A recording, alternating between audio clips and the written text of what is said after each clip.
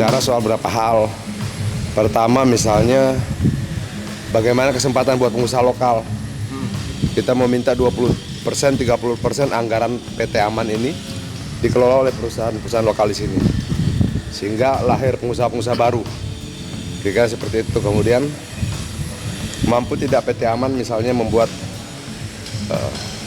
mengalokasikan dari 100 miliar anggaran CSR-nya 30% itu untuk beasiswa, sehingga dalam waktu 1 tahun, 2 tahun, 3 tahun ada 1.000, 2.000 generasi muda dari tempat ini yang menjadi sarjana, S2, S3. Nah yang ketiga segera dibuat blueprintnya dan gubernur.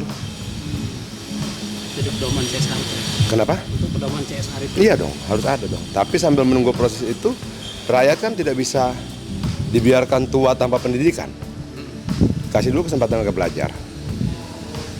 Angka realistis 1.000 dalam 4 tahun tuh masuk di akal. Artinya sebenarnya tidak bisa jadi alasan blueprint itu tidak merealisasikan CSR. Loh, bagaimana ceritanya kita minta rakyat menunggu gubernur dan PT Aman menyelesaikan kesibukannya baru berbicara blueprint? Nggak bisa loh. Harus berjalan bersamaan. Yang bisa jalankan, jalankan. Itu loh. Dewan menginginkan tahun ini sudah harus jalan itu ya? Ya menurut gue sih tahun ini harusnya sudah berkeliling SMA di sekitar sini, didata. Siapa mau di Jogja, siapa mau di Bali, siapa mau di mana-mana gitu loh. Sekarang kita mau fokus pada 3 hal tadi. Bahwa banyak hal yang harus diselesaikan, kita selesaikan di Jakarta. Itu termasuk smelter, termasuk pelanggaran HAM dan sebagainya ya. Yang meninggal kan waktu itu ada berapa tuh yang meninggal.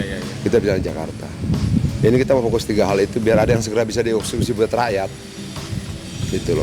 Jadi mampu nggak setelah selesai rapat ini misalnya teman-teman itu sudah mulai terdata yang akan lulus tahun ini SMA berapa banyak, mau sekolah kemana, lu yang bayar ya, gitu. Lu yang siapkan ya. Yang berhak punya masa depan kan tidak cuma anak mereka, anak masyarakat sini juga punya hak untuk yang sama untuk punya masa depan.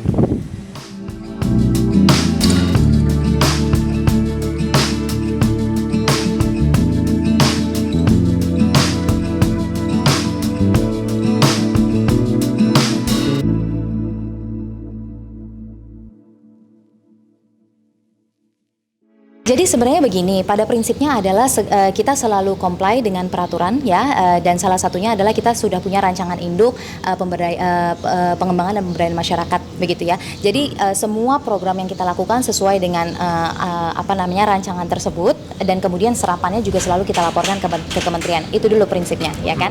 Nah jadi apabila ada dana yang tidak terserap itu pasti kita carry over ke tahun berikutnya ya. Carry over ke tahun berikutnya untuk program apa aja. Nah kita tuh punya 8 bidang garap begitu ya, mulai dari pendidikan, kesehatan, tingkat pendapatan real atau pekerjaan, kemandirian ekonomi, sosial budaya, pelestarian lingkungan, kelembagaan komunitas, dan infrastruktur penunjang PPM. Nah ini kalau saya bisa informasikan begitu ya, misalnya ada carry over sehingga dari anggaran 2022 misalnya, kemudian realisasinya sekitar di angka 70-80%, nah sisanya itu akan masuk ke 2023 dan itu berusaha kita realisasikan gitu ya. Nah realisasikan sepenuhnya harapannya, tapi jika memang ada challenges atau tantangan tertentu itu akan terus kita carry over. Nah harapannya adalah bisa terserap sepenuhnya, jadi program-program bisa berjalan. Nah tapi memang fokus Aman itu kan pada tidak hanya pembangunan infrastruktur, tapi justru malah fokusnya pembangunan sumber daya manusia, dan itu tidak sesederhana itu ya. Jadi ada kualitas itu harus kita perhatikan dan juga tidak bisa tergesa-gesa, segala sesuatunya harus dilakukan, dipastikan bahwa memberikan dampak yang berkelanjutan. Begitu. Bisa didetailkan angkanya supaya kita verifikasi juga. Dari total berapa, kemudian carry over berapa? Siap. Nah ini kalau dari realisasi 2022 itu di 6,7 juta dolar ya. Nah itu dari anggaran yang dicanangkan itu di 2022 adalah 8,4 juta dolar. Nah artinya masih ada carry over itu sekitar kurang dari 2 juta dolar ya. Itu di carry over ke 2023 begitu. Tadi soal sempat ada kendala juga kan dari yang kita dapat informasi blueprint yang jadi pengganjal, sehingga itu jadi penghambat Kang Aca? Sebenarnya, ya. Seperti apa urgensinya?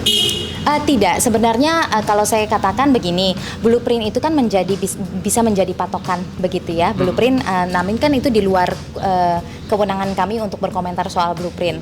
Pada dasarnya adalah apapun yang kami rencanakan itu juga sudah melakukan konsultasi publik begitu ya. Baik sekali jika kita bisa synckan atau sinkronisasikan dengan blueprint pemerintah.